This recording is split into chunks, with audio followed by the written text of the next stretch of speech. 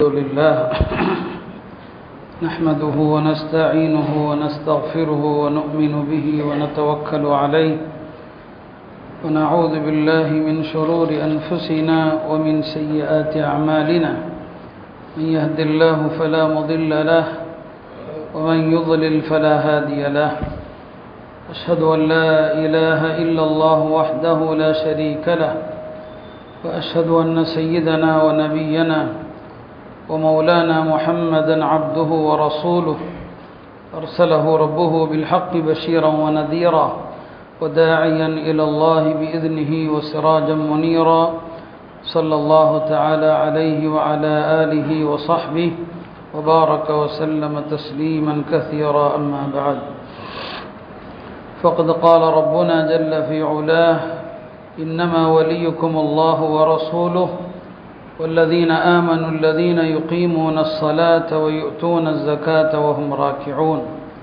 وقال النبي صلى الله عليه وسلم لعلي رضي الله عنه أنت مني وأنا منك أو كما قال صلى الله عليه وسلم.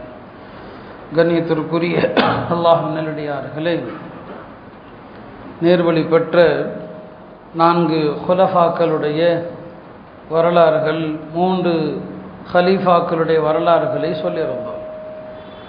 4வது ஹலீஃபா ஹதரத் சையதுனா அலி இப்னு அபி தாலிப் ரலியல்லாஹு அன்ஹு வ அர்தா, அவர்களுடைய வாழ்க்கையை நாம் இங்கே சில விஷயங்களை சொல்லவிருக்கிறோம். ஹதரத் அலி ரலியல்லாஹு அன்ஹு அவர்கள் சஹாபாக்களில் நிறைய சிறப்புகளுக்குரியவர்கள். அந்த சிறப்புகள் வேறு யாருக்குமே இல்லாத சில சனி சிறப்புகளும் உண்டு. ஒன்று, சஹாபாக்களில் பெருமானார் ஸல்லல்லாஹு அலைஹி வஸல்லம் அவர்களுக்கு உறவு முறையிலே மிக மிக நெருக்கமான ஒரு சஹாபி ஹதரத் அலி ரலியல்லாஹு அன்ஹு அவர்கள். ஏனென்று சொன்னால், ஹதரத் அலியுடைய தந்தை அபு தாலிப், அவரும் பனு ஹாஷிம் குடும்பத்தை சார்ந்தவர். ஹதரத் அலி ரலியல்லாஹு அன்ஹு அவருடைய தாயார் ஃபாத்திமா பின்து அசத், அவர்களும் பனு ஹாஷிம் குடும்பத்தை சார்ந்தவர்கள். 2 பேருமே பெருமானார் ஸல்லல்லாஹு அலைஹி வஸல்லம் அவர்களுடைய உறவினராக இருக்கிறாங்க. இன்னும் சொல்லப்போனால், நபி ஸல்லல்லாஹு அலைஹி வஸல்லம் அவர்களை வளர்த்தது அபு தாலிப் என்று நாம் சொன்னாலும், அவர்களை வளர்த்ததிலே ஹதரத் அலியுடைய தாயார் ஃபாத்திமா பின்து அசத் அவர்களுக்கும் பெரும் பங்கு இருந்தது. என்ன, ஹதரத் அலியுடைய தந்தை அபு தாலிப் இஸ்லாத்தை ஏற்கிற வாய்ப்பை அவர் பெறவில்லை. ஆனால் ஹதரத் அலியுடைய தாயார் ஃபாத்திமா பின்து அசத் முஸ்லிமானாங்க. இஸ்லாத்தை ஏற்றது மட்டுமல்ல, அவர்கள் மதீனாவுக்கு ஹிஜ்ரத் செய்து பெருமானாரோடு மதீனாவும் வந்தாங்க. நபி ஸல்லல்லாஹு அலைஹி வஸல்லம் அவர்கள் ஃபாத்திமா பின்து அசத் இறந்த நேரத்தில் அவர்கள் செய்ததையெல்லாம் பார்க்கும்போது எந்த அளவுக்கு அவர்கள் மீது பாசம் வச்சுருந்தாங்கன்னு அறியலாம். பொதுவாக நபி ஸல்லல்லாஹு அலைஹி வஸல்லம் அவர்கள் அவர்களுக்கு யார் எந்த கட்டத்தில் ஒரு சிறிய உபகாரம் செய்தாலும் அந்த உபகாரத்தை பெரிதாக மதிப்பாங்க. நாம் அந்த குணம் பல பேர்கிட்ட இல்லை. அடுத்தவங்களுடைய உபகாரத்தை ரொம்ப துச்சமாக நினைக்கிறது. நபி ஸல்லல்லாஹு அலைஹி வஸல்லம் அவங்க ஒரு சின்ன உபகாரத்துக்கு கூட பெரிய துவா செய்வாங்க. அவங்களுடைய தாடியில் அவங்க மினால செய்து கொண்டிருக்கும் போது ஒரு பறவையினுடைய இறகு விழுந்து விடுகிறது. அபு அய்யூப் அல் அன்சாரி அந்த பறவையினுடைய அந்த இறகை அப்படி தட்டி விடுவாங்க. நபி ஸல்லல்லாஹு அலைஹி வஸல்லம் அவர்கள் அதற்கு பெரிய துவா செய்வாங்க அபு அய்யூப் அவர்களுக்காக. யா அல்லாஹ், இவருக்கு வாழ்க்கையிலே துன்பங்கள் வராமல் நீ தட்டி விடுன்னு சொல்லி. நாம் அடுத்தவங்களுக்கு என்னைக்காவது இப்படி மனப்பூர்வமாக துவா செய்கிறோமா? இப்போ நபி ஸல்லல்லாஹு அலைஹி வஸல்லம் அவங்க பிறருடைய உதவியை, சின்ன உதவியையும் பெருசாக மதிப்பாங்க. உயர்ந்த குணம் அதுதான்.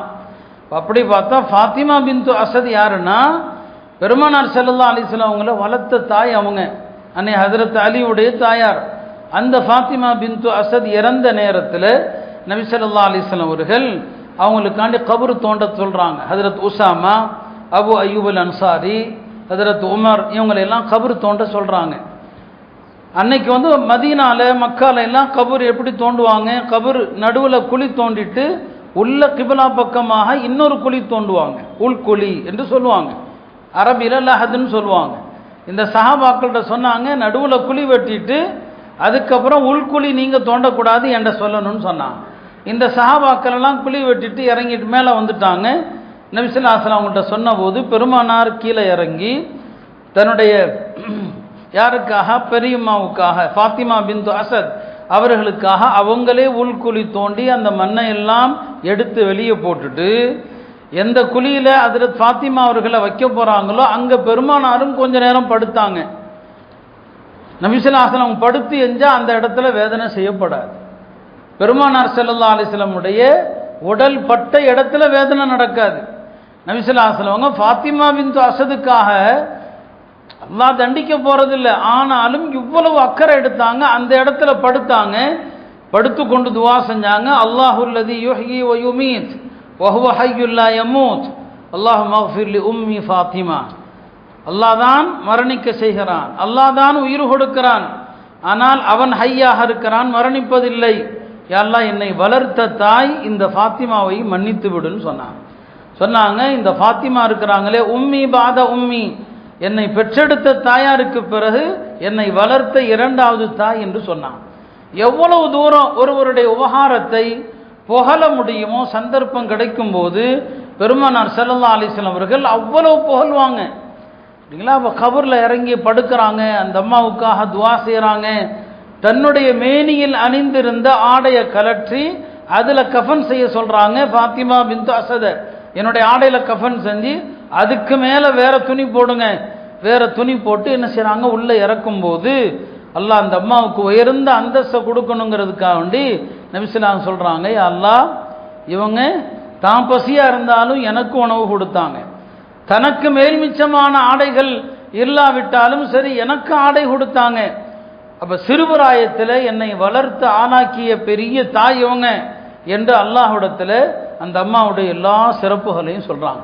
நாம் இன்னைக்கு நம்மை வளர்த்து ஆளாக்கிய பெற்ற தாய் தந்தையை கூட அப்படி சொல்கிறதே இல்லை, இல்லையா? உண்மையை சொல்லப்போனால் ஒவ்வொரு பிள்ளையும் தன் தாயோ தந்தையோ இறந்தால் அந்த மண்ணறைக்கு அருகில் நின்று இதை சொல்லணும், நான் பசியோடு இருந்தபோது எனக்கு பாலூட்டினார்கள், இல்லையா? நான் சிறுபிராயத்தில் இருந்தபோது என் தந்தை எனக்காக உழைத்தாங்க.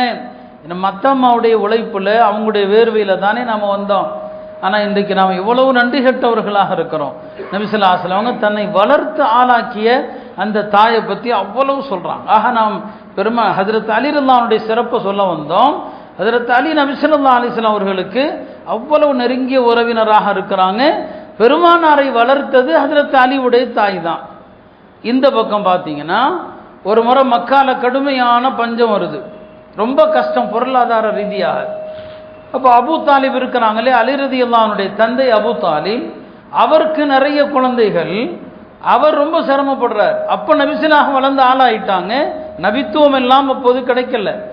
இப்போ அவங்க பெருமானார் ஸல்லல்லாஹு அலைஹி வஸல்லம் அவங்க தன்னுடைய இன்னொரு சச்சா அப்பாஸிடம் வர்றாங்க, வந்து சொல்கிறாங்க, அபூ தாலிப் நிறைய குழந்தைகள் உள்ளவராக இருக்கிறார், ரொம்ப சிரமப்படுறார், வாங்க நீங்கள் ஒரு குழந்தை எடுத்துங்க, நான் ஒரு குழந்தை எடுத்துக்கிறேன், நம்ம ரெண்டு பேரும் அவருடைய பிள்ளைகளில் சிலரை வளர்ப்போம் வாங்கன்னு சொல்கிறாங்க. அப்பாஸும் சரி வாங்க போகலான்னு சொல்கிறாங்க. ஹஜ்ரத் அப்பாஸ் ரலியல்லாஹு அன்ஹு அவர்களும் நபி ஸல்லல்லாஹு அலைஹி வஸல்லம் அவங்களும் அபூ தாலிப்கிட்ட போய் உங்களுக்கு சிரமமாக இருக்குது, உங்கள் பிள்ளைங்களில் யாராவது ஒரு பிள்ளையை நாங்கள் வளர்த்துக்கிறோன்னு சொல்லி. அப்போ அவர் சொன்னார், யாரை வேணாலும் எடுத்துக்கங்க, அவருக்கு ரொம்ப செல்ல பிள்ளை அகீலுன்னு ஒருத்தர், அகீலு இப்னு அபீ தாலிப், ஹஜ்ரத் அலியுடைய சகோதரர், அகீலை மட்டும் எடுத்துடாதீங்க, அவரை விட்டுட்டு யாரை வேணாலும் எடுத்துங்கன்ட்டார். ஹஜ்ரத் அப்பாஸ் அவர்கள் ஜாஃபர் இப்னு அபீ தாலிபை எடுத்துக்கிட்டாங்க. பெருமானார் ஸல்லல்லாஹு அலைஹி வஸல்லம் அவர்கள் ஹஜ்ரத் அலி ரலியல்லாஹு அன்ஹு அவர்கள் எடுத்துக்கிட்டாங்க. அலி ரலியல்லாஹு அன்ஹு அவர்கள் சிறுபிராயத்தில் வளர்ந்ததே பெருமானாருடைய வீட்டில் தான். நபி ஸல்லல்லாஹு அலைஹி வஸல்லம் அவங்க ஹதீஜா ரலியல்லாஹு அன்ஹாவுடைய பராமரிப்பில் தான் ஹஜ்ரத் அலி ரலியல்லாஹு அன்ஹு அவர்கள் வளர்ந்து வர்றாங்க. அப்போ சின்ன வயசில் பெருமானாரை வளர்த்தது ஹஜ்ரத் அலியுடைய தாயார்னு சொன்னால் நபி ஸல்லல்லாஹு அலைஹி வஸல்லம் அவர்கள் ஹஜ்ரத் அலியையே என்ன செஞ்சாங்க, தன்னுடைய பொறுப்பில் தான் என்ன செஞ்சாங்க, வளர்த்தாங்க. ஆக இத்தகைய மகத்தான சிறப்பு. அப்படியான பெருமானார் ஸல்லல்லாஹு அலைஹி வஸல்லம் அவங்களுக்கு முதல் வஹி வருகிற போது வீட்டில் உள்ள ஹதீஜா அம்மையார் ஈமான் கொண்டது போல ஹஜ்ரத் அலியும் ஈமான் கொண்டுட்டாங்க. அதனால ஹஜ்ரத் அலி முதல்ல ஈமான் கொண்டாங்களா, அபூபக்கர் தான் ஈமான் கொண்டாங்களா அப்படிங்கிற சர்ச்சை தேவையே இல்லை. முதல்ல வீட்டுக்கு வருது, வீட்டில் உள்ள முதல்ல நம்பிட்டாங்க எல்லாரும், ஹதீஜா நம்பினாங்க, ஹஜ்ரத் அலியும் சின்ன பிள்ளையில முஸ்லீம் ஆயிட்டாரு. வெளியில் உள்ளவர்கள் முதல்ல பெருமானார் நபிங்கிற தகவல் வந்தபோது ஹஜ்ரத் அபூபக்கர் ஈமான் கொண்டாங்க. எனவே இந்த தகவல்களில் எந்த விதமான முரண்பாடுகளும் கிடையாது. ரசூல் ஸல்லல்லாஹு அலைஹி வஸல்லம் வீட்டில் தான் அலி ரலியல்லாஹு இருக்கிறாங்க. எங்கே போனாலும் பெருமானார் ஸல்லல்லாஹு அலைஹி வஸல்லம் அவர்களோடு ஹஜ்ரத் அலியும் கூட செல்வாங்க. ஹஜ்ரத் அலி பெருமானார் செய்கிறதை எல்லாம் செய்வாங்க. இப்போ ஃபர்லான தொழுகை கடமையானது மேராஜுடைய இரவுல. அதற்கு முன்னாலேயும் நபி ஸல்லல்லாஹு அலைஹி வஸல்லம் நஃபிலான தொழுகை தொழுது கொண்டு தான் இருக்கிறாங்க. ஒரு நாள் ஹஜ்ரத் அலி ரலியல்லாஹு அவங்களை அழைத்து கொண்டு ஒரு மலை கணவாய்க்கு போயிட்டாங்க நபி ஸல்லல்லாஹு அலைஹி வஸல்லம். போய் 2 பேரும் தொழுகிறாங்க. அந்த இடத்துக்கு அபூ தாலிப் வர்றார். அப்போ 2 பேரும் தொழுதுட்டு இருக்கிறாங்க. தொழுது முடித்த பிறகு கேட்குறாங்க, நீங்கள் 2 பேரும் என்ன செய்கிறீங்க? சரி, நல்லதாகத்தான் தெரியுது, நீங்கள் செய்கிறதெல்லாம் நல்லதாகத்தான் தெரியுது. தன்னுடைய மகன் ஹஜ்ரத் அலிட்டையும் சொல்கிறாரு, இதோ இந்த முஹம்மது ஸல்லல்லாஹு அலைஹி வஸல்லம் அவர்கள் என்ன சொல்கிறாரோ நீ அதை உறுதியாக படுத்திக்கொள். மகனுக்கு சொல்கிறாரு, ஆனால் தான் எடுத்துக்கல. அந்த நேரத்தில் அவர் அபூ தாலிப் ஒரு வார்த்தை சொன்னார். சில பேர் சொல்கிறாங்க, அவருக்கு அல்லாஹ் இஸ்லாம் ஈமானுடைய பாக்கியத்தை கொடுக்காம போனதுக்கு இந்த வார்த்தை கூட காரணமாக இருக்கலாம். என்ன சொன்னார்? நீங்கள் 2 பேரும் நல்லதாம்பா செய்கிறீங்க, ஆனாலும் நீங்கள் சஜதா செய்கிறீங்க, என்னுடைய பிட்டம் என்னுடைய தலைக்கு மேல் வருவதை நான் விரும்பவில்லைன்னாரு. லா தாலு இஸ்தி அலா ராசி அபத. சஜதால நம்முடைய பிட்டம் மேலே வந்துடுது, தலை கீழே போயிடுது இல்லையா? சஜதால தலை கீழே வைக்கிறீங்க, பிட்டம் என்ன மேலே தூக்கி இருக்குது, இது எனக்கு பிடிக்கலன்ட்டார். இந்த மாதிரி என்னுடைய தலை கீழாகவும் பிட்டம் மேலே உயர்வது இருக்கு இல்லையா, அது எனக்கு பிடிக்கலன்ட்டார். அப்போ சஜதாவை கொஞ்சம் அப்படியே இலக்காரமாக சொல்லிட்டாரு. அதனால என்னவோ பெருமானாருக்கு அவ்வளவு நெருக்கமாக இருந்தும் நபி ஸல்லல்லாஹு அலைஹி வஸல்லம் அவங்களுக்கு அவ்வளவு உபகாரம் செஞ்சும் கூட அந்த சஜதாவை லேசாக அவர் ஒரு மாதிரி பேசினதுனால ஈமானுடைய தௌஃபீக் கிடைக்கல. அதே மாதிரி தான் ஞாபகம் வச்சுக்கோங்க, ஈமான் பறிபோயிடும். தீனுடைய எந்த விஷயத்தை கேலி செஞ்சாலும் இருக்கிற ஈமான் போயிடும். ஒரு தொழுகையோ ஒரு தொப்பியையோ ஒரு தாடியையோ பல நேரங்களில் நாம் அப்படி பேசிடுறோம் விளையாட்டாக. எதையும் மார்க்க சம்பந்தப்பட்ட எதையும், மார்க்க ஞானத்தை, மார்க்க கல்வியை, மார்க்க அறிஞர்களை இழிவாக பேசுவதனால் ஈமான் பறிபோயிடும் பல நேரங்களில். அல்லாஹ் பாதுகாக்க வேண்டும். அருமையானவர்கள், இப்படி ஹஜ்ரத் அலி ரலியல்லாஹு அவர்கள் நபி ஸல்லல்லாஹு அலைஹி வஸல்லம் கூடவே இருந்தாங்க. அதனால தான் அவங்க சொல்லுவாங்க, குர்ஆனை பற்றி கேட்கணும்னா என்கிட்ட கேளுங்க. எந்த ஆயத்து பகலில் இறங்கியதா இரவில் இறங்கியதா எனக்கு தெரியும், தரையில் இறங்கியதா மலையில் இறங்கியதா எனக்கு தெரியும், எல்லா விஷயங்களையும் என்னிடம் கேளுங்கள் என்று ஹஜ்ரத் அலி ரலியல்லாஹு அவர்கள் சொல்லுவாங்க. இப்படி பெருமானார் ஸல்லல்லாஹு அலைஹி வஸல்லம் அவர்களுடைய கூட இருந்து வளர்ந்தவங்க. நபி ஸல்லல்லாஹு அலைஹி வஸல்லம் அவர்கள் மக்காவிலிருந்து வெளியேறுகிற நேரம், ஹிஜ்ரத் செய்து மதீனா செல்லக்கூடிய நேரம் என்னங்க வருது. இப்போ மதீனா செல்லக்கூடிய நேரத்தில் நபி ஸல்லல்லாஹு அலைஹி வஸல்லம் அவர்கள் வீட்டில் அமானிதங்கள் எல்லாம் இருக்குது. இந்த அமானிதங்களை எல்லாம் யார்கிட்ட ஒப்படைக்கிறது? ஹஜ்ரத் அலி ரலியல்லாஹு அவர்களை அழைத்து, இரவு என்னுடைய விருப்பில் நீ படுத்து தூங்குன்னு சொல்லிட்டு போயிட்டாங்க. காலையில் எழுந்து எல்லாரிடமும் இந்த அமானிதங்களை கொடுன்னு சொன்னாங்க. நபி ஸல்லல்லாஹு அலைஹி வஸல்லம் அவங்க வீட்டை விட்டு வெளியே போகிற நேரத்தில் ஒரு கைப்பிடி மண் எடுத்து, வஜஅல்னா மின் பைனி ஐதீஹிம் சத்தன் வ மின் கல்ஃபிஹிம் சத்தன் ஃபஅக்ஸைனாஹும் ஃபஹும் லா யுப்ஸிரூன் அப்படின்னு சொல்லிட்டு என்ன செஞ்சாங்க, அந்த மண்ணை அப்படி வீசிட்டு போயிட்டாங்க. அது எல்லாருடைய கண்ணையும் மறைச்சிருச்சு. எல்லார் தலையிலையும் மண் விழுந்துச்சு. ஆனால் ஒருத்தனுக்கு கூட தெரியாது, எல்லார் தலையிலையும் மண் இருக்குது. நபி ஸல்லல்லாஹு அலைஹி வஸல்லம் வீட்டை விட்டு அழகாக போயிட்டாங்க. இந்த குறைஷிகள் எல்லாம் நபி ஸல்லல்லாஹு அலைஹி வஸல்லம் வெளியே வர்ற நேரத்தில் கத்தல் செஞ்சிடணும், அவங்கள கொலை செஞ்சிடணும் காத்திருக்கிறாங்க. அலி ரலியல்லாஹு நிம்மதியாக தூக்குறாங்க. வெளியில் எதிரிகள் நிற்கிறாங்க. அவங்களே சொல்லுவாங்க, நான் வாழ்க்கையிலே நிம்மதியாக தூங்கின இரவு அந்த இரவு தான் சொல்லி.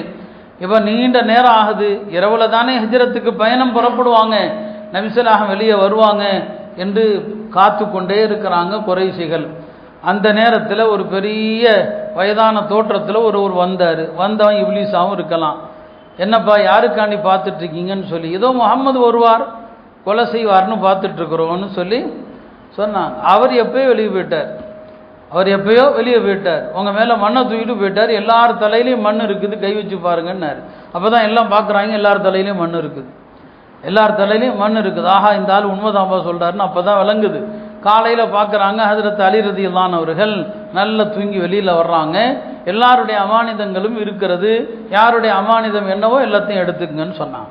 இப்போ ரசூல் ஸல்லல்லாஹு அலைஹி வஸல்லம் அவங்க தன்னுடைய இடத்துல ஹிஜ்ரத்தின் போது ஹஜ்ரத் சையதுனா அலி ரலியல்லாஹு அவர்களை வைத்து விட்டு தான் என்ன செஞ்சாங்க, பெருமானார் ஸல்லல்லாஹு அலைஹி வஸல்லம் போனாங்க. அருமையானவர்களே, ஹஜ்ரத் அலி ரலியல்லாஹு அவர்களுடைய ஏராளமான சிறப்புகளில் ஒன்று என்ன, அவர்களுடைய வீரம். அவங்களுடைய வீரத்தை பற்றி சொல்லுவாங்க, லா ஃபதா இல்லா அலி வல சைஃப இல்லா துல்ஃபிகார். வீரம் என்றால் வீரர் என்றால் அலிதான், வால் என்றால் அவருடைய வால் துல்ஃபிகார் தான் அப்படின்னு சொல்லுவாங்க. வீரர்னா அலிதான், வால்னா அவர் வைத்திருந்த துல்ஃபிகாருங்கிற வால் இருக்கிறது, அதுதான் வால் என்று மக்கள் சொல்லும் அளவிற்கு அவங்க பெரிய வீரராக இருந்தாங்க. பத்ரு போர்க்களத்தில் அவர்களும் ஹஜ்ரத் ஹம்சாவும் தான் எதிரிகளுடைய 2 பெரிய தலைகளை வீழ்த்தினாங்க. ஹஜ்ரத் ஹம்சா ஷைபாவை வீழ்த்தினாங்க, ஹஜ்ரத் அலி வலீத் இப்னு உத்பாவை என்ன செஞ்சாங்க, வீழ்த்தினாங்க. ஹிஜ்ரி 5ஆம் ஆண்டு ஹந்தக் போர் நடக்குது. ஹந்தக் போர்ல எதிரிகள் பல்லாயிரக்கணக்கானோர் மதீனாவை சூழ்ந்து வர்றாங்க. அவங்க உள்ள வருவதை தடுப்பதற்கு தான் ஹஜ்ரத் சல்மான் அவர்கள் கொடுத்த ஆலோசனையின் பேரில் பெரிய குழி தோண்டப்படுது. அகல் என்று சொல்லுவோம், அதனால் அகல் போர்னு சொல்லுவோம். மக்கா குறைஷிகள் மதீனாவை நெருங்கினா உள்ள வர முடியல, 4 பக்கத்திலும் பெரிய அகல் தோண்டப்பட்டிருக்குது. அந்த அகலை தாண்டி வருவதற்கு யாருக்குமே தைரியம் இல்லை. குறைஷிகள்ல ஒரு 4 பேர் தாண்ட முயற்சித்தான், அதுல சில பேர் குழிக்குள்ள விழுந்துட்டாங்க. அந்த மாதிரி அந்த குழியை தாண்டி வந்தவர்கள்ல ஒரு ஆளு தான் குறைஷிகள்ல அம்ரு இப்னு உத்துங்கிற ஒருத்தன். பத்ர்ல அவன் காயமுற்று தப்பி போயிட்டான். அந்த காயத்தினால உஹதுல அவனால வர முடியல, உஹது போர்ல அவனால கலந்துக்க முடியல. அந்த அம்ரு இப்னு உத்து 5ஆம் ஆண்டு நடந்த இந்த ஹந்தக் போர் என்று சொல்லுகிறோமே, அதுல அவன் சபதம் எடுத்திருந்தான், பத்ர்ல எனக்கு பட்ட காயம், உஹதுல நான் கலந்து கொள்ளாமல் போனது, இதுக்கெல்லாம் சேர்த்து நான் முஸ்லிம்களை இந்த போர்ல கடுமையா பழி வாங்குவேன்னு சொல்லி வந்திருந்தான். அவன் அரபுகள்ல பெரிய வீரன். அம்ரு இப்னு உத்துனாலே அவனை ஃபாரிசுல் அரப், அரபுகளுடைய வீரன் அப்படின்னு சொல்லுவாங்க. இந்த அம்ரு இப்னு உத்து அந்த குழியை தாண்டி அந்த பக்கம் முஸ்லிம்கள் இருக்கிற இடத்துக்கு வந்துட்டான். இப்ப நபிசுல்லாஹன் கேட்குறாங்க, அம்ரு இப்னு உத்து தாண்டி வந்துட்டான், அவனுடைய வீரம் எல்லாருக்கும் தெரியும், அவனோட உங்களில் யார் சண்டை போடுவதுன்னு கேட்டாங்க. ஹஜ்ரத் அலி உடனே கையை தூக்குனாங்க, நான் சண்டை போடுறேன். நபிசுல்லாஹன் திருப்பியும் கேட்டாங்க, அம்ரு இப்னு உத்தோடு யார் சண்டை போடுறது? ஹஜ்ரத் அலி நான் சண்டை போடுறேன்னாங்க. 3 முறையும் ஹஜ்ரத் அலி தான் கையை தூக்குனாங்க. சரி போங்க தாங்க. இப்போ ஹஜ்ரத் அலி ரலியல்லாஹு அவர்கள் வர்றாங்க அம்ரு இப்னு உத்துக்கு முன்னால. அம்ரு இப்னு உத்து சற்று ஆணவத்தோடு கேட்குறான், தெரியும் யாருன்னு தெரியும், ஹஜ்ரத் அலி நான் தான் அலி இப்னு அபி தாலிப் என்று சொல்லிட்டு அம்ரு இப்னு உத்துக்கு சொன்னாங்க, ஹஜ்ரத் அலி 3 வாய்ப்பு கொடுக்குறேன், இந்த 3ல் 1 தேர்வு செய் அப்படின்னு சொன்னான். அம்ரு இப்னு உத்து கேட்டான், என்னப்பா சொல்லு? முதலாவது வாய்ப்பு என்ன? கலிமா சொல்லி முஸ்லீம் ஆயிருன்னா.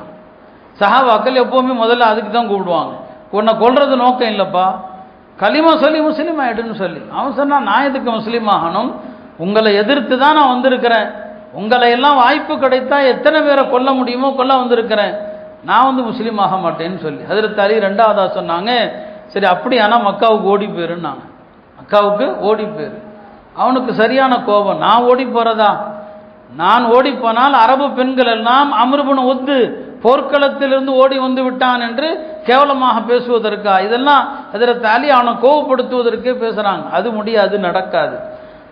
3வது என்னன்னு கேட்டான். ஹஜ்ரத் அலி சொன்னாங்க, 3வது ஒன்றும் இல்லை, நாம் 2 பேரும் சண்டை போட்டு நான் உன்னை வீழ்த்த போறேன்னு சொல்லி. அவனுக்கு சரியான கோபம், என்னோடு மோதி வீழ்த்த போகிறாயா? மோதலுக்கு வந்தான், ஒரே தாக்குதலில் அவனை வெட்டி வீழ்த்துறான். ஹஜ்ரத் அலி ரலியல்லாஹு அவர்களுடைய வீரம் இப்படி பல்வேறு இடங்களில் நாங்கள் தெரிந்தது. ஹஜ்ரத் பெருமானார் ஸல்லல்லாஹு அலைஹி வஸல்லம் அவங்க ஹந்தக், அதாவது 7ஆம் ஆண்டு நடந்த ஹைபர் போர், ஹைபர் கோட்டையை முஸ்லிம்கள் முற்றுகையிட்டு நிற்கிறாங்க. சில பல நாட்கள் ஒன்றும் செய்ய முடியல. அப்போ ஒரு நாள் நபி ஸல்லல்லாஹு அலைஹி வஸல்லம் அவங்க சொன்னாங்க, நாளை நான் ஒருவரிடத்தில் இந்த கொடியை நான் கொடுப்பேன், அவர் யாருன்னா அல்லாஹ்வை நேசிப்பவர், அவனுடைய ரசூலை நேசிப்பவர், அல்லாஹ்வும் அவரை நேசிக்கிறான், ரசூலும் அவரை நேசிக்கிறார்கள் அப்படின்னு நான் சொல்லிட்டாங்க. அது யாருன்னு பேரை சொல்லலை. அடுத்த நாள் காலையில் எல்லாருமே எதிர்பார்க்குறாங்க, யார் கையில் கொடியை கொடுக்க போகிறாங்களோ அந்த வாக்கியம் யாருக்கோ தெரியல. அதில் துமர் சொன்னாங்க, நான் அது வரைக்கும் தலைமைத்துவத்தை ஆசைப்பட்டதில்லை, ஆனால் அன்னைக்கு மட்டும் அந்த கொடி எனக்கு கிடைக்காதான்னு ஆசைப்பட்டேன்னு சொன்னாங்க. காலையில் எழுந்ததும் நபி ஸல்லல்லாஹு அலைஹி வஸல்லம் அவர்கள் அலியை கூப்பிடுங்கன்னு சொன்னாங்க. போனால் மக்கள் எல்லாம் ஹஜ்ரத் அலி ரலியல்லாஹு போனாங்க, உங்களை நபி ஸல்லல்லாஹு கூப்பிட்றாங்க, கடுமையான கண்வலியில் அவதிப்படுறாங்க. ஹஜ்ரத் அலி நபி ஸல்லல்லாஹு அலைஹி வஸல்லம் அவங்கள்ட்ட அழைத்து வரப்பட்டாங்க. ரொம்ப கண்வலின்னு சொன்னாங்க. ரசூல் ஸல்லல்லாஹு அலைஹி வஸல்லம் அவங்க அவங்களுடைய கண்ணில் தன்னுடைய உமிழ் நீரை உமிழ்ந்தாங்க. ஹஜ்ரத் அலி சொன்னாங்க, அதுக்கு பிறகு எனக்கு கண்வலி வாழ்க்கையில் வந்ததே கிடையாது, அதான் கடைசி கண்வலி. அவங்க கையில் என்ன செஞ்சாங்க, கொடியை கொடுத்தாங்க. பெருமானார் ஸல்லல்லாஹு அலைஹி வஸல்லம் அவங்க அந்த அளவுக்கு அவங்கள உயர்த்தினாங்க. அந்த போரில் அவர்களால் அல்லாஹ் வெற்றியை கொடுத்தான். ஒரு முறை சில சஹாபாக்கள் அவங்களுக்கும் ஹஜ்ரத் அலி ரலியல்லாஹு அவர்களுக்கும் கொஞ்சம் மனக்கசப்பு, சில பிரச்சனைகள்ல யமனுக்கு ஒரே நேரத்தில் பெருமானார் பல தோழர்களை அனுப்புனாங்க. எல்லாருக்கும் ஹஜ்ரத் அலி ரலியல்லாஹு தான் அமீர், அவங்களுக்கும் மற்ற சில சோழர்களும் கொஞ்சம் மனக்கசப்பு. ரசூல் ஸல்லல்லாஹு அலைஹி வஸல்லம் ஹஜ்ஜுக்கு வந்த நேரத்தில் இந்த தோழர்கள் எல்லாம் பெருமானார் ஸல்லல்லாஹு அலைஹி வஸல்லம் அவங்கள்ட்ட வந்து அலி அப்படி செஞ்சாரு, அலி இப்படி செஞ்சாருன்னு சொல்லி குறை சொல்றாங்க. நபி ஸல்லல்லாஹு அலைஹி வஸல்லம் எல்லாத்தையும் கேட்டுக்கிட்டாங்க. ஹஜ்ஜை முடிச்சு திரும்பி வருகிற போது மக்காவுக்கும் மதீனாவுக்கும் மத்தியில் ஒரு இடம், அந்த இடத்துல எல்லா சஹாபாக்களையும் கூப்பிட்டுனாங்க. கூப்பிட்டு சொன்னாங்க, பாருங்க என்னிடம் எல்லாரும் ஹஜ்ரத் அலியை வந்து குறை சொல்றாங்க. இப்போ சொல்றேன் கேளுங்க, மன் குந்து மௌலாஹு ஃபஅலியுன் மௌலா, நான் யாருக்கு நண்பனாக இருக்கிறேனோ அவருக்கு அலியும் நண்பராகத்தான் இருக்க வேண்டும். யா அல்லாஹ், அலியை நேசிப்பவரை நீயும் நேசிப்பாயாக, அலியை பகைத்துக் கொள்பவரை நீயும் பகைத்துக் கொள்வாயாக என்று நபி ஸல்லல்லாஹு அலைஹி வஸல்லம் அந்த இடத்துல துஆ செஞ்சாங்க. அருமையானவர்களே, இப்படி ஹஜ்ரத் சையதுனா அலி ரலியல்லாஹு அவர்களுடைய மகத்தான பல்வேறு சிறப்புகள் இருக்கிறது. எல்லா போர்லையும் கலந்து கொண்டாங்க. தபூக் போருக்கு மட்டும் பெருமானார் அவங்கள அழைத்துட்டு போகல, நபியை அழைச்சிட்டு போகல. அவங்கள என்ன, ஒவ்வொரு போருக்கு செல்லும் போதும் பெருமானார் ஸல்லல்லாஹு அலைஹி வஸல்லம் பழக்கம் என்ன, மதீனால யாரையாவது தன்னுடைய பகரமா வச்சுட்டு போவாங்க. தபூக்குக்கு சென்ற நேரத்தில் ஹஜ்ரத் அலி ரலியல்லாஹு அவர்களை வச்சுட்டு போறாங்க. ஹஜ்ரத் அலிக்கு கொஞ்சம் கவலையா இருக்குது. ஏன்னா போருக்கு போயிட்டா பொதுவா மதீனால யார் தென்படுவாங்க, அதாவது முனாஃபிக்குகள் பெண்கள் தான் இருப்பாங்க. என்னடா முனாஃபிக்குகள் பெண்களோடு என்ன விட்டுட்டு போறாங்களே, பெருமானார்ட்ட வந்து கேட்குறாங்க, யாரை சொல்லலாம் என்ன போய் நீங்கள் விட்டுட்டு போறீங்களேன்னு சொல்லி. இப்போ ஹஜ்ரத் பெருமானார் சொன்னாங்க, என்ன அலி இப்படி கேட்குறீங்க, மூசா அலைஹிஸ்ஸலாம் தௌராத்துக்கு வாங்க செல்கிற நேரத்தில், துர்சினாய் மலைக்கு போகிற நேரத்தில் தன்னுடைய பிரதிநிதியாக யாரை விட்டுட்டு போனாங்க, ஹாரூனை விட்டுட்டு போனாங்க. நீர் ஹாரூனுடைய இடத்தில் இருக்கிறீர். அமா தருல்லா மின்னி அந்த கூன பிமன்சிலத்தி ஹாரூன் அமி மூசா, மூசாவுக்கு ஹாரூன் எப்படியோ அப்படி எனக்கு நீ என்று நபி ஸல்லல்லாஹு அலைஹி வஸல்லம் சொன்னார். அருமையானவர்களே, பெருமானார் ஸல்லல்லாஹு அலைஹி வஸல்லம் அவர்கள் தன்னுடைய அன்பு மகளார், தன்னுடைய சதை துண்டு என்று சொன்ன அந்த ஃபாத்திமா ரலியல்லாஹு அன்ஹா அவர்களை யாரெல்லாம் மணக்க ஆசைப்படுறாங்க, எத்தனையோ பேர் பெண் கேட்டு வர்றாங்க, அவங்கள மனம் முடிக்கலாம் என்று ஆசைப்படுறாங்க. ஹஜ்ரத் அலிக்கும் மனதில் எண்ணம் இருந்துச்சு, ஆனாலும் வெளிப்படுத்த முடியல, அவங்கள்ட்ட ஒன்றுமே இல்லை. ஆரம்ப காலத்தில் அவங்க சாதாரண ஏழையாகத்தான் இருக்கிறாங்க, ரசூல் ஸல்லல்லாஹு அலைஹி வஸல்லம் பராமரிப்பில் தான் இருக்கிறாங்க.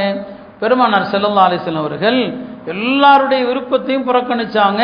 ஹஜ்ரத் அலி ரலியல்லாஹு அன்ஹு அவர்களுக்கு தான் தன்னுடைய மகளை மனமுடித்து கொடுத்தாங்க. வரலாற்றில் எழுதுறாங்க, பெருமானார் ஸல்லல்லாஹு அலைஹி வஸல்லம் அவர்கள் மிக மிக சந்தோஷமாக இருந்த தருணங்களில் ஒன்று ஃபாத்திமாவுடைய நிக்காஹுடைய நாள். ரொம்ப சந்தோஷமா இருந்தாங்க. ஃபாத்திமா ரலியல்லாஹு அன்ஹுடைய நிக்காஹுடைய நாளில், ஃபாத்திமாவுடைய நிக்காஹில் வந்து யாரெல்லாம் கலந்தாங்களோ அவங்களுக்கெல்லாம் துவா செஞ்சாங்க. ஃபாத்திமா ரலியல்லாஹு அவங்கள அனுப்பணும், யார்கிட்ட, ஹஜ்ரத் அலி இடத்துல அனுப்பணும். இந்த அனுப்பக்கூடிய இடத்துல இப்போ நாம பெண்ணை மாப்பிள்ளை வீட்டுக்கு அனுப்புகிறோம் இல்லையா, அந்த மாதிரி அனுப்புகிற நேரத்தில் ஹஜ்ரத் அலி வீட்டுக்கு அனுப்பும்போது அங்கே சில பெண்கள் வந்திருக்கிறாங்க. அதில் ஒரு பெண்மணி அஸ்மா பின்து உமைஸ், அவங்க ஜாஃபர் இப்னு அபி தாலிபுடைய ஹஜ்ரத் அலியுடைய சகோதரர் மனைவி. நபி ஸல்லல்லாஹு அலைஹி வஸல்லம் கேட்குறாங்க, நீ யாருமான்னு கேட்குறாங்க. நான் அஸ்மா தான் வந்திருக்கிறேன். அஸ்மா பின்து உமைஸான்னு கேட்குறாங்க. ஆமாம் அஸ்மா பின்து உமைஸ், என் மகள் ஃபாத்திமாவை அனுப்ப வந்திருக்கீங்களா? ஆமாம் உங்கள் மகள் ஃபாத்திமாவை அனுப்ப தான் வந்திருக்கிறேன். அஸ்மா சொல்கிறாங்க, உடனே பெருமானார் எனக்கான துவா செஞ்சான், உடனே எனக்காக துவா செஞ்சான். அந்த அளவுக்கு ரசூல் ஸல்லல்லாஹு அலைஹி வஸல்லம் அவர்கள் ஃபாத்திமா ரலியல்லாஹு அன்ஹாவுடைய நிக்காஹில், திருமணத்தில் அவ்வளோ மகிழ்ச்சி.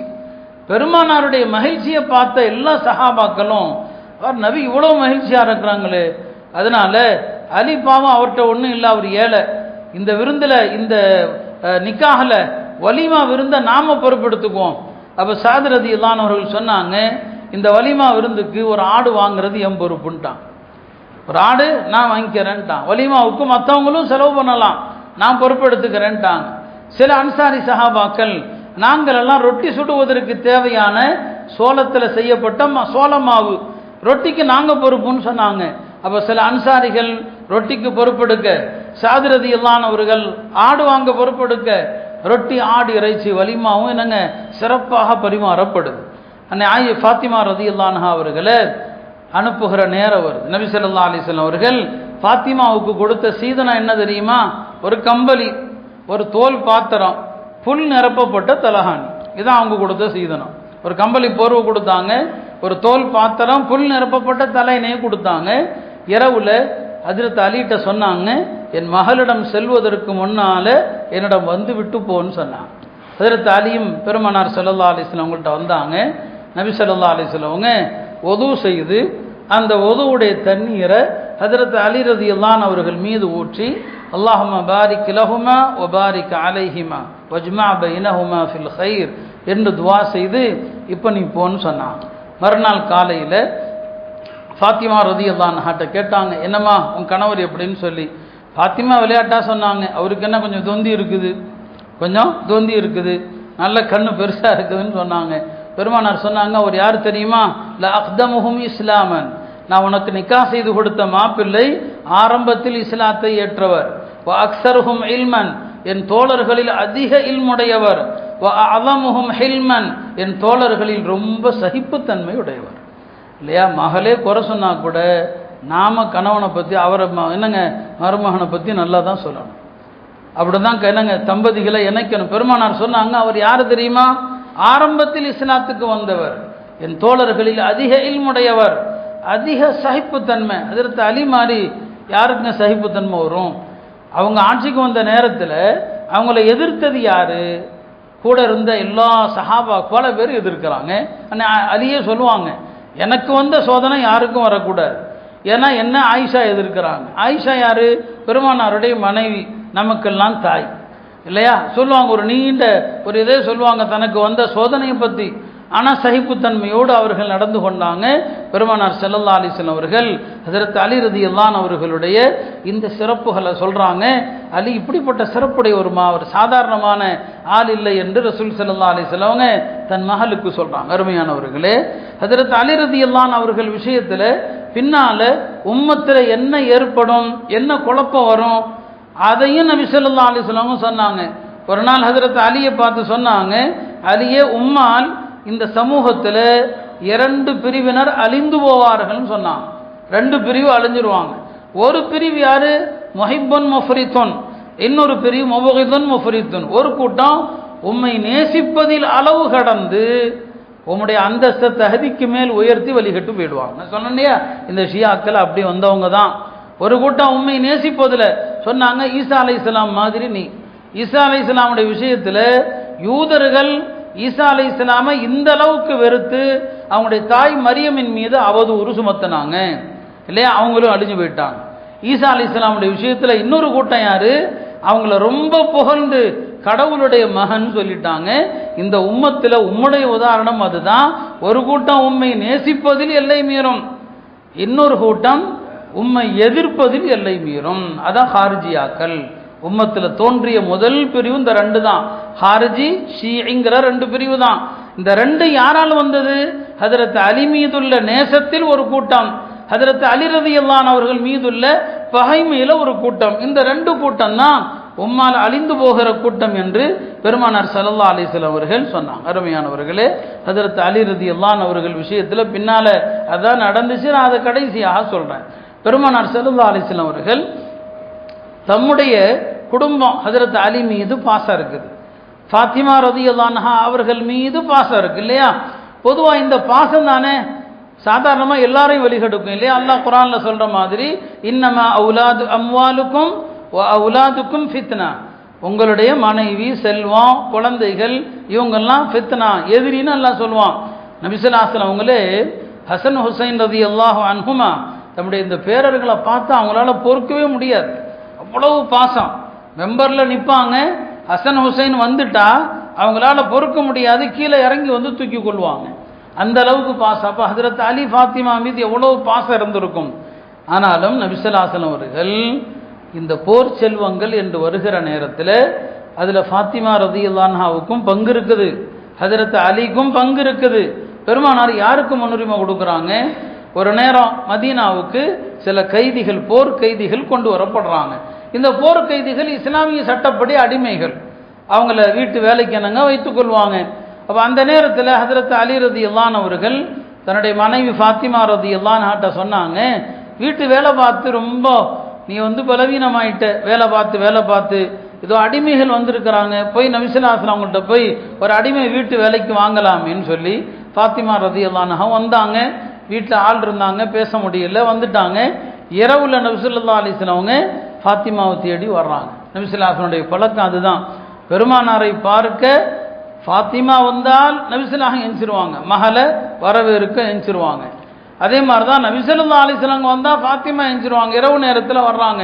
வந்து நபி ஸல்லல்லாஹு அலைஹி வஸல்லம் அன்னை ஃபாத்திமா ரலியல்லாஹு அன்ஹா பக்கத்தில் வந்து உட்கார்ந்து கேட்குறாங்க, என்னை சந்திக்க வந்த காரணம் என்னன்னு சொல்லி சொல்ல வைக்கப்பட்டாங்க. ஹஜ்ரத் அலி ரலியல்லாஹு அன்ஹு சொன்னாங்க, வீட்டு வேலை பார்க்குறதும் அவங்க தான், வீட்டை கூட்டி போயிருக்கிறதும் அவங்க தான், வெளியில் போய் தண்ணி எடுக்கிறதும் அவங்க தான், எல்லா வேலையும் அவங்களே செய்கிறாங்களே, ஒரு அடிமை வீட்டு வேலைக்கு வைக்கலாமேன்னு சொன்னேன்னு சொல்லி நபி ஸல்லல்லாஹு அலைஹி வஸல்லம் சொன்னாங்க, நான் எப்படி உங்களுக்கு தர முடியும்? மஸ்ஜிது நபவியில் ஒரு மதரசா இருக்குது. அந்த மதரசால சில மாணவர்கள் இருக்கிறாங்க. அந்த மாணவர்கள் வயிற்று பசியோடு சுருண்டு கிடக்க நான் என் குடும்பத்துக்கு தர முடியுமான்னு கேட்குறாங்க. அந்த வார்த்தை அப்படியே வருது. இந்த மாணவர்கள் மதரசாவில் படிக்கிற, ஏன்னா நமக்கு புரிகிற மாதிரி சொன்னான், அவங்க தான் திண்ணை தோழர்கள், அது ஒரு மதரசா. அந்த மதரசா மாணவர்கள் பசியோடு படுத்திருக்க நான் இந்த அடிமைகளை உங்களுக்கு தர முடியுமா? நான் இந்த அடிமைகளை விற்று அந்த காசை இந்த சுஃபாவுடைய மாணவர்கள் அவர்களுக்கு செலவு செய்ய நான் நாடி இருக்கிறேன், நான் எப்படிமா உனக்கு தர முடியும்? நான் உங்களுக்கு ஒரு அமலை சொல்லித்தர்றேன். இரவுல படுக்கைக்கு போகிறதுக்கு முன்னால் சுப்ஹானல்லாஹ் 33 தடவை, அல்ஹம்துலில்லாஹ் 33 தடவை, அல்லாஹு அக்பர் 34 தடவை ஓதிட்டு படுங்க. காலையில் எந்த சோர்வும் இல்லாமல் எழுந்திருப்பீர்கள். ஹஜ்ரத் அலி ரலியல்லாஹு அன்ஹு சொல்கிறாங்க, இதை கற்றுக் கொடுத்த நாளிலிருந்து என் வாழ்க்கையில் இரவில் இந்த 3 திக்ருகளையும் சொல்லாமல் நான் படுத்ததில்லைன்னு சொல்லி.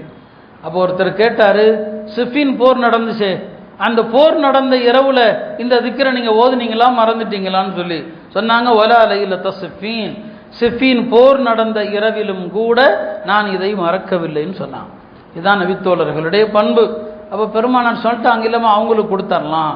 அன்னை ஃபாத்திமா ரலியல்லாஹு அன்ஹா ஏற்றுக்கிட்டாங்க. இதுதான் ஒரு தலைமைத்துவத்துக்கு அழகு இல்லையா? தனக்கு வேண்டப்பட்டவர்கள் இருந்தாலும் முஸ்லிம்களில் யார் ஏழைகளோ அவங்களுக்கும் முன்னுரிமை கொடுக்க வேண்டும் என்பதை பெருமானார் ஸல்லல்லாஹு அலைஹி வஸல்லம் அவர்கள் இந்த இடத்துல நமக்கு கற்றுக் கொடுத்தாங்க. அருமையானவர்களே, இப்படி செய்தனா அலி ரலியல்லாஹு அன்ஹு நம்முடைய வாழ்க்கையில் ஏராளமான விஷயங்கள் உண்டு.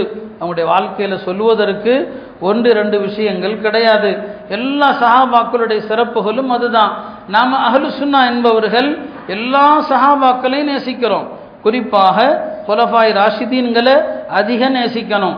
பெருமானார் ஸல்லல்லாஹு அலைஹி வஸல்லம் அவர்களுடைய குடும்பத்தினர் அஹ்லுல் பைத் என்று சொல்லப்படுகிற அவர்களை அதிகமாக நேசிக்கிறோம். இதுதான் நம்முடைய நிலைப்பாடு. சஹாபாக்கள் யாரையும் நாம் விமர்சிக்கக்கூடாது, யாரையும் குறை சொல்லக்கூடாது.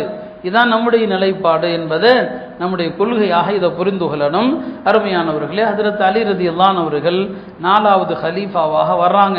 அவங்க ஹலீஃபாவாக வருகிற நேரத்தில் உம்மத்து சிதறுண்டு போய் கிடக்கு.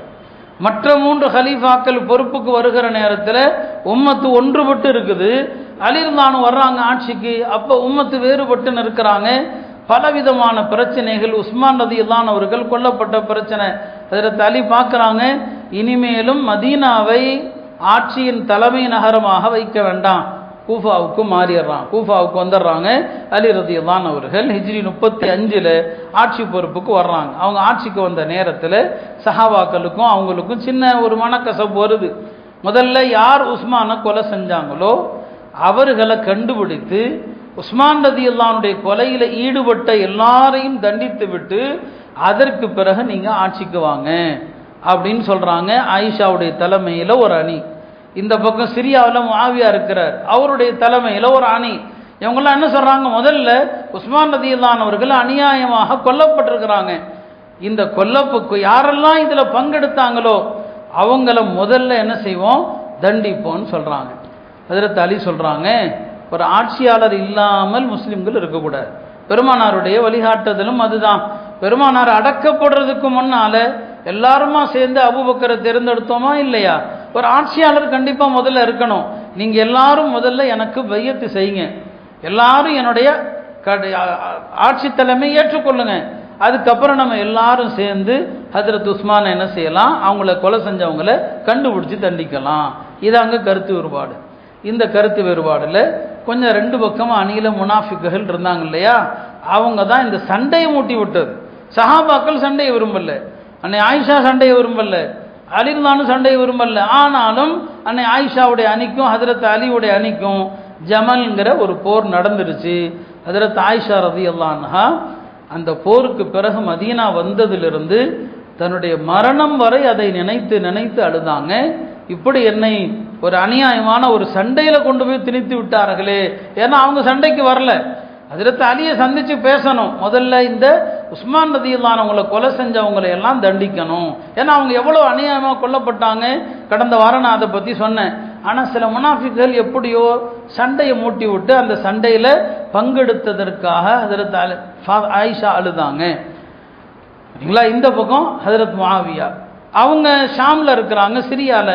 அவங்க உஸ்மான் ரலியல்லாஹுடைய சொந்தக்காரர் வேற. உஸ்மான் ரலியல்லாஹுங்களும் முஆவியா அவர்களும் சிறிய தந்தை பெரிய தந்தை மக்கள். அவர் சொல்றார், நான் விட மாட்டேன், இது முதல்ல பழி வாங்கணும். உஸ்மானை யார் கொலை செஞ்சாங்க, அந்த கொலையாளிகள் எல்லாம் ஹஜ்ரத் அலி கூடவும் இருக்கிறாங்கன்னு அவர் சொல்றார். இந்த மாதிரி ஒரு பிரச்சனை தான் அவங்களுக்கு மத்தியில் நடந்ததுங்க. அப்ப பிரச்சனை ஹஜ்ரத் அலி உஸ்மானை கொலை செஞ்சது யாரு அப்படிங்கிறதுல ஏற்பட்டதுல அவங்களுக்கு மத்தியில் சில போர்கள் நடந்தது. எல்லாருமே உள்ளத்தால் அவங்க யாரும் யாரையும் வெறுக்கல. ஹஜ்ரத் அலி சொன்னாங்க, எங்களுக்கு மத்தியில் எல்லாம் சண்டை நடந்தது உண்மைதான், ஆனால் நாளைக்கு சொர்க்கத்தில் என் கூட தான் ஜுபைர் இருப்பாங்க. ஜுபைர் அவங்களோட சண்டை போட்டவர். என் கூட தான் தல்ஹா இருப்பாங்க இல்லையா, என் கூட தான் முஆவியா இருப்பார். இப்போ எல்லாரும் கேட்டாங்க, என்னங்க உலகத்தில் எல்லாம் பகைமையாக இருந்தீங்க, உலகத்தில் ஒருத்தருக்கு ஒருத்தர் அடிச்சிட்டீங்க, மறுமையில் சொர்க்கத்தில் இருப்பீங்களான்னு சொல்லி. அப்போ அவங்க சொன்னாங்க, அல்லாஹ் அதுக்காண்டி தான் குர்ஆனில் ஒரு ஆயத்தை இறக்கியிருக்கிறான், வனஸஅனா மா ஃபீ சுதூரிஹிம் மின் கில்லின் இஹ்வானா. உலகத்தில் பகையாளிகளாக இருந்த எல்லாருடைய உள்ளத்திலிருந்தும் பகைமை பூரா நீக்கி சொர்க்கத்துக்கு எல்லாம் சகோதரர்களாக போவாங்கன்னு அல்லாஹ் சொல்கிறான். இவங்கெல்லாம் என்னுடைய சகோதரர்கள். இப்போ இங்கேயும் அப்படித்தான் நாம் சண்டை போட்டுக்கிறோம் இல்லையா, குடும்பத்தில் சண்டை, அண்ணன் தம்பி சண்டை. இந்த சண்டையெல்லாம் துனியாவோட முடிஞ்சு சொர்க்கத்தில் போகும்போது அது இருக்காது. ஏன்னா அங்கேயும் சில பேர் வீம்பு பிடிக்கலாம் இல்லையா, நான் தீதாரே பார்க்க மாட்டேன்னு சொல்கிறவன்லாம் இருப்பான். அல்லாஹ் சொல்கிறான் அப்படிலாம் இருக்க முடியாது. சொர்க்கத்தில் எல்லாம் இந்த பகைமையெல்லாம் இருக்கக்கூடாது. அலி சொன்னாங்க, அல்லாஹ் சொல்கிறானப்பா, நான் உள்ளத்தில் இருக்கிற வஞ்சகத்தை நீக்கி எல்லாரையும் தோழர்களாக அனுப்புவேன்னு சொல்கிறான்ல, அந்த தோழர்களாக நானும் ஜுபைரும் தல்ஹாவும் முஆவியாவும் எல்லாரும் இருப்போம்னு சொன்னாங்க. அவங்களே சொன்ன பிறகு அவங்க சண்டையை பற்றி நம்ம பேசக்கூடாது. அதனால தான் நம்முடைய உலமாக்கள் சொன்னாங்க, சஹாபாக்களுடைய ரத்தத்தில் இருந்து அல்லாஹ் நம்முடைய கையை பாதுகாத்துட்டான். அவங்களுக்கு மத்தியில் நடந்த பிரச்சனையை பேசி உங்கள் நாவை அசிங்கப்படுத்திடாதீங்க. அதனால் ஏன் சண்டை போட்டாங்க அதை பற்றி இன்றைக்கி சில பேர் தாறுமாறாக பேசிகிட்டு இருப்பான். இந்த இணையதளங்கள் வந்த பிறகு நாம் அதை பற்றி பேசக்கூடாது. அவங்க எல்லாரையும் பெருமானார் பொருந்தி கொண்டாங்க, எல்லாருடைய சிறப்பையும் சொன்னாங்க. ஹதீஸில் இதெல்லாம் இருக்கும் என்று சொல்லப்பட்ட விஷயம்தான். 5 ஆண்டு காலங்கள் அதில் சையதுனா அலி ரலியல்லாஹு அவர்கள் ஆட்சி செஞ்சாங்க. அவங்களுடைய ஆட்சியில் உருவான ஒரு கூட்டம் தான் ஹாரிஜி என்கிற கிளர்ச்சியாளர்கள். இந்த ஹாரிஜியாக்கள் தான் இஸ்லாத்தில் வந்த முதல் கூட்டம். அஹ்லு சுன்னாங்கிறது சஹாபாக்களுடைய கூட்டங்க. அந்த சஹாபாக்களுடைய கூட்டமைப்பிலிருந்து யாரெல்லாம் வெளியே வந்தாங்களோ அவங்க தான் இந்த 72 கூட்டம். ஒரு கூட்டம் சஹாபாக்களுடைய கூட்டம், அதை ஏற்றுக்காத கூட்டம் பூரா வெளியில் உள்ள கூட்டம். அதில் முதல்ல வெளியே வந்த கூட்டம் ஹாரிஜியா. அது ஒரு நீண்ட கதை, ஒரு வரலாறு சொல்லணும். இந்த ஹாரிஜியாக்கள் ஹஜ்ரத் அலியும் ஏற்றுக்கல்ல, முஆவியாவையும் ஏற்றுக்கல்ல, உஸ்மான் அல்லாவையும் ஏற்றுக்கல்ல. எல்லாரும் காஃபிர்னா ரொம்ப தீவிர போக்குங்க. மார்க்கத்தில் ரொம்ப தீவிர போக்கும் ஆகாது. அந்த தீவிர போக்குடையவர்கள் தான் இந்த ஹாரிஜியாக்கள். ரொம்ப தீவிரமானவர்கள், எல்லாரையும் எதிர்த்தாங்க. இந்த ஹாரிஜியாக்கள் எல்லாம் என்ன பண்ணாங்க, இந்த ஆளுக அலி வழிகட்டவர், முஆவியா வழிகட்டவர், அம்ர் இப்னு ஆஸ் வழிகட்டவர், இந்த 3 பேரையும் என்ன செய்யணும், போட்டு தள்ளணும் அப்படின்னு என்ன செய்கிறாங்கன்னா மக்கால உட்காந்து கூட்டம் போடுறாங்க. மக்கா புனித இடம். மக்கால உட்காந்து யாரை கொல்றதுக்கு, சஹாபாக்களை, புனிதமான தோழர்களை. இப்போ இந்த 3 ஆளுகளையும் கொல்லணுங்க. கொல்றதுக்கு யார் பொறுப்பெடுக்கிறது? அப்துர் ரஹ்மான் இப்னு முல்ஜம் அவன் சொன்னா அலியை கொல்ற பொறுப்பு என்னுடையதுன்னு சொன்னான். பர்குப்னு அப்துல்லாங்கிறவன் சொன்னான் முஆவியாவை கொல்றது என் பொறுப்புன்னு சொன்னான்.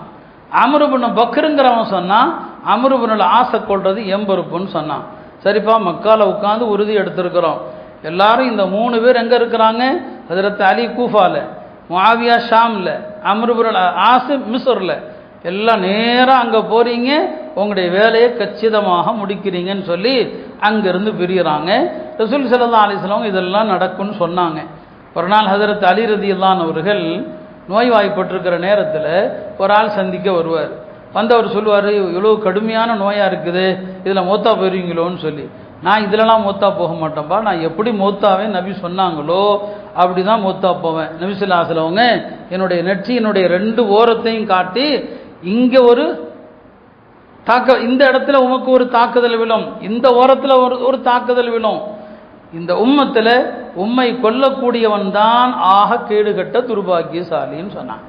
எப்படி சமூது கூட்டத்தில் ஒட்டகத்தை அறுத்தவன் எப்படி மோசமானவனோ, என் உம்மத்தில் உம்மை கொல்ல போகிறவன் தான் மோசமானவன். நபி சொல்லியிருக்க, நான் இந்த நோயிலெல்லாம் மொத்த போக மாட்டேன்னு சொல்லிட்டான். இதெல்லாம் நடக்குன்னு சொன்னாங்க. இந்த 3 பேரும் சபதம் எடுத்துக்கொண்டு வர்றாங்க.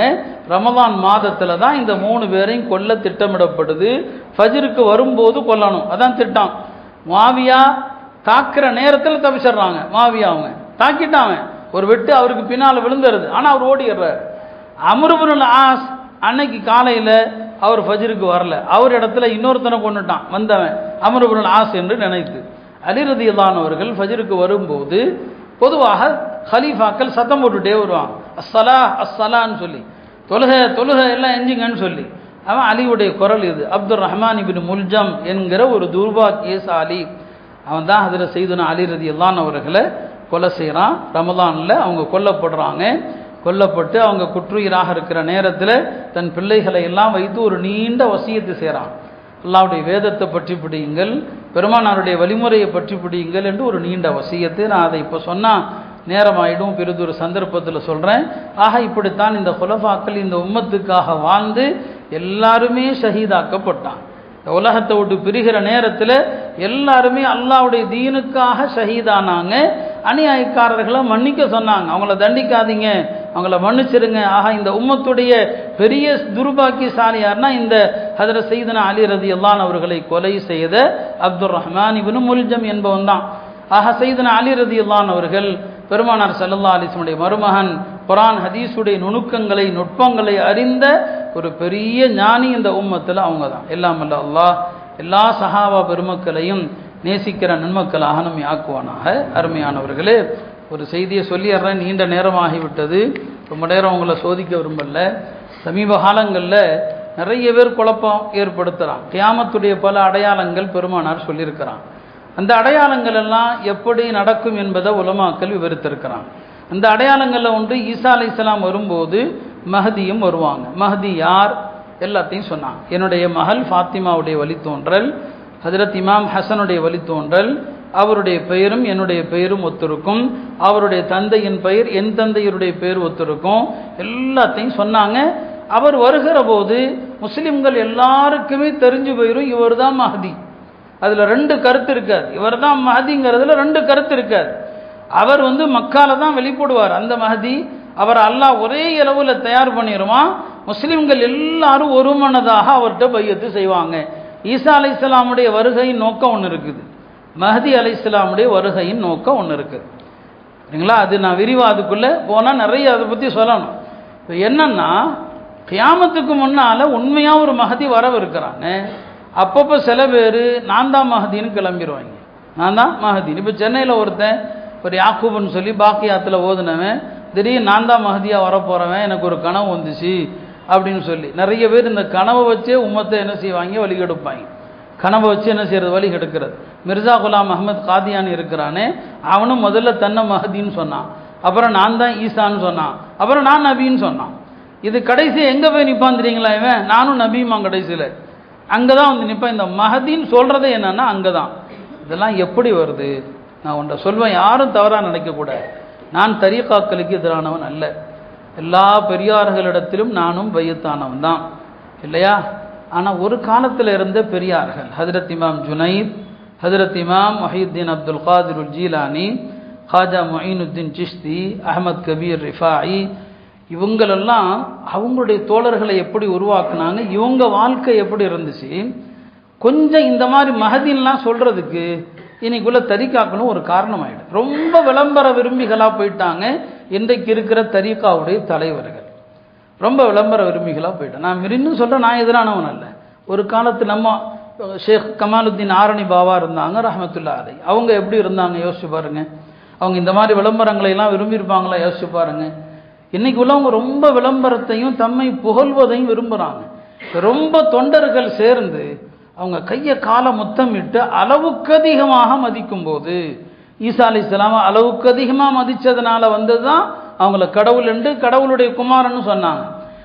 அலி ரலியல்லாஹு அவங்கள ரொம்ப புகழ்ந்து தான் ஷியா வந்தாங்க.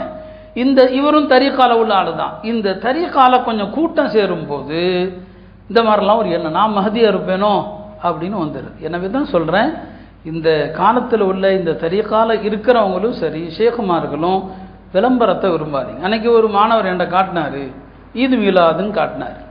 நான் ஈது மீலாதுன்னா வடநாட்டில் ரசூல் ஸல்லல்லாஹு அலைஹி வஸல்லம் அடுத்த ரபியுல் அவ்வல் வருது, அவங்க பிறந்த தினத்தை ஈது மீலாதுன்னு சொல்லுவாங்க. என்னடா ரபியுல் அவ்வல் வரலையே, அதுக்குள்ளே என்னப்பா ஈது மீலாதுன்னு பார்த்தா ஒரு ஷேகை காட்டுறாங்க. நான் யார் அவர்லாம் சொல்ல மாட்டேன். அவருடைய உட்கார்ந்துருக்கிறாரு, அவர் மேலே பூ விழுது, அவருடைய பிறந்த நாள் கொண்டாட்டமா. அப்போ பிறந்த நாள் கொண்டாட்டத்தை ஷேகுமார்கள் இப்படியெல்லாம் அங்கீகரிச்சா, இதுதான் ஒரு கட்டத்தில் நானும் மஹதியாக இருப்பேனோ உள்ளத்தில் பெருமை எல்லாருக்கும் வந்துடுங்க. அன்னைக்கு இருந்த ஷேகுமார்கள் எல்லாம் அவ்வளவு பணிவு, அவ்வளவு பணிவு பணிவு என்று இந்த சோசியல் மீடியா வந்ததில் ஷேகுமார்கள் நடக்கிறத வீடியோ எடுக்கிறது, ஷேகுமார்கள் உட்கார்றத வீடியோ எடுக்கிறது, ஷேகுமார்கள் சாப்பிட்றத வீடியோ எடுக்கிறது. இந்த உச்சக்கட்ட புகழ் வழிகேட்டில் கொண்டு போய் தான் தள்ளும். அல்லாஹ் பாதுகாக்கணும். அதனால தான் சொல்கிறேன், நிச்சயமாக பையத்துகளோ நல்லோர்களுடைய தொடர்போ தப்பு கிடையாது, அதுக்கு நான் எதிரானவனும் அல்ல, மீண்டும் மீண்டும் சொல்கிறேன். ஆனால் இந்த மாதிரி விளம்பர ஷேகுகள்லாம் நமக்கு ஒரு காலம் பிடிக்கிறது கிடையாது. அடக்கம், பணிவு, அதான் நாம் விரும்புகிறோம். அந்த மாதிரி ஷேகுகள்கிட்ட தான் நம்ம தொடர்புலையும் இருக்கிறது. இப்போ இந்த மாதிரி மஹதிங்கிற உருட்டுகள் எங்கேருந்து வருது? ஒரு கட்டத்தில் நிறைய ஆளுக சேரும்போது, திக்ர் மஜ்லிஸ் அது இதுன்னு கூட்டம் சேரும்போது இவர்களுக்கு பெருமை வந்து விடுகிறது. அதனால் இந்த மாதிரி மஹதின்னு சொல்கிறவன் எல்லாமே தஜ்ஜாலுகள். நபி ஸல்லல்லாஹு அலைஹி வஸல்லம் சொன்னாங்க, கியாமத்துக்கு முன்னால் 30 தஜ்ஜால் வருவான்னு சொன்னாங்க. ஒரு தஜ்ஜால் இல்லை, எல்லாத்துக்கும் கடைசியில் ஒருத்தன் வருவான். அவன் தஜ்ஜால்களுக்கெல்லாம் அவன் தான் குரு. அதுக்கு முன்னால் நபின்னு சொல்கிறவன், மஹதின்னு சொல்கிறவன் எல்லாருமே வழிகேடர்கள். இவங்கெல்லாம் இஸ்லாத்தை விட்டு வெளியே போனோம். அல்லாஹ் பாதுகாக்கணும். எல்லாம் அல்லாஹ் மார்க்கத்தை சரியாக புரிந்து சரியாக விளங்கி அஹ்லு சுன்னாவுடைய கொள்கையில் நிலைத்து நின்று மரணிக்க செய்வானாக. வாஹிரு தாவானா அல்ஹம்துலில்லாஹி ரப்பில் ஆலமீன். கண்ணியத்திற்குரிய அல்லாஹ்